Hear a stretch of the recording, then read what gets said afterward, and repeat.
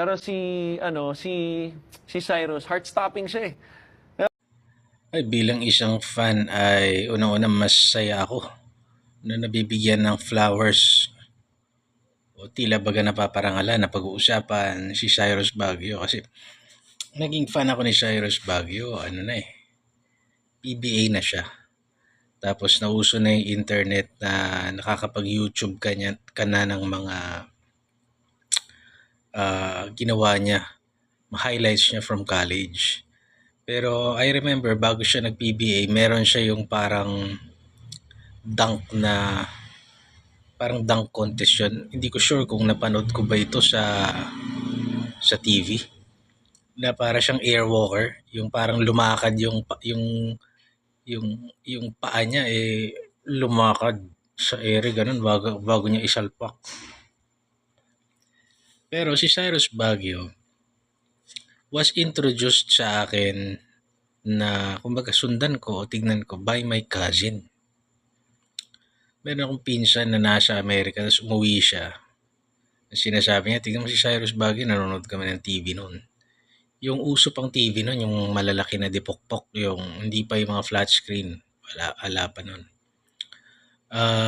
Nasa Red Bull si Cyrus Baguio noon. Tapos, ito parang Kobe to, sabi niya. Si idol noon si Kobe, yung pinsa kong yun. Tapos, tignan mo siya. Tapos, may bandana pa si Cyrus noon eh. Pogi tignan eh. Tapos, naagaw sa kanya yung bola, tapos nadulas siya. Ayan, tingnan mo, tapos nadulas, naagaw yung bola, natawa ako. Tapos parang na-disappoint siya, gago naman tong pinsa, parang magaling yan si Cyrus. Kaso nung time na pinanood ko na yon, nasa Red Bull ngayon nga, naagaw, may sequence na naagaw yung bola. Pero after na bumalik na sa Amerika yung pinsa ko, nanonood ako ng basketball, sinundan ko na si Cyrus Baguio. Gumagawa na siya nun sa Red Bull eh. Hindi nga lang siya superstar pa sa Red Bull. Pero parang umangat yung pangalan niya ng matindi nung napunta siya ng Alaska. Dalawa sila ni LA Tenorio. Tapos nag-Ginebra din yan eh.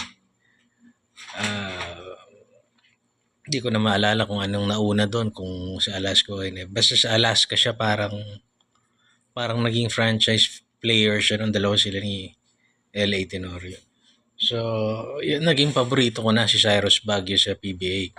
Actually, dalawa sila ni PJ Simon. Marami akong favorites. Pero Cyrus Baguio kasi parang makabagong Samboy Lim. Ibang klase talaga. And humble, kagaya ni PJ Simon. Nabanggit ko lang, si PJ Simon. Very humble.